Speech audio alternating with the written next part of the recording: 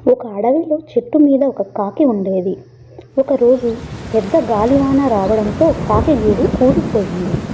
దాంతో కాకి పెట్టిన గుడ్లన్నీ కింద పడి పగిలిపోయాయి.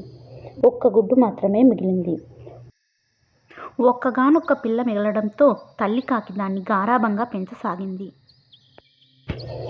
పిల్ల కాకికి ఎగిరే వయసు వచ్చిన తర్వాత కూడా బయటకు వెళ్ళనీయకుండా తనే ఆహారం తెచ్చి నోటికి అందించేది. ఇలా ఉండగా ఒకరోజు తల్లి కాకి రెక్కకు దెబ్బ తగిలింది. దాంతో సరిగ్గా ఎగరలేక ఆహారం కోసం బయటకు వెళ్ళలేకపోయింది.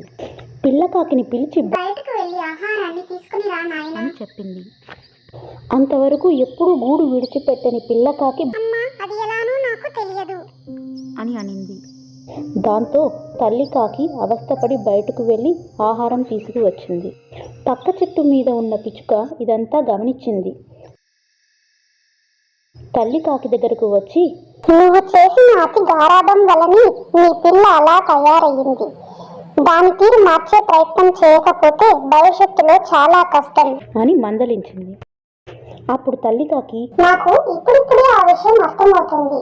నా పిల్లని మార్చడానికి నువ్వే ఏదైనా సలహా చెప్పగలవా అని అడిగింది. ఇది పిచ్చుక సరే అంది.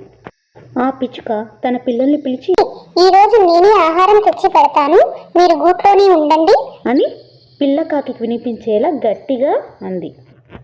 అప్పుడు పిచ్చుక పిల్లలు, మాకు రెక్కలు లేనప్పుడు నువ్వు ఆహారం తెచ్చి పెట్టావు, ఇప్పుడు మాకు రెక్కలు ఉన్నాయి కదా, ఆహారం తెచ్చుకోకుండా ఉండటానికి మేమేమి పనిచేత కానీ సోమరులం కాదు.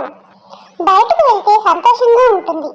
ఆహారంతో పాటు లోకంలో అనేక వింతలు కూడా కనిపిస్తాయి అన్నాయి ఆ పిల్ల పిచ్చుకలు.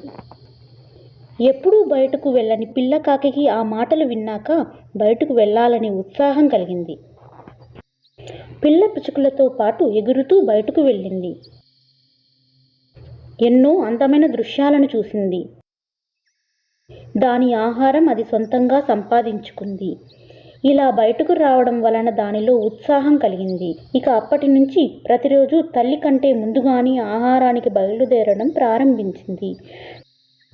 తన పిల్లలో వచ్చిన మార్పుకి తల్లి కాకి ఎంతో సంతోషించింది.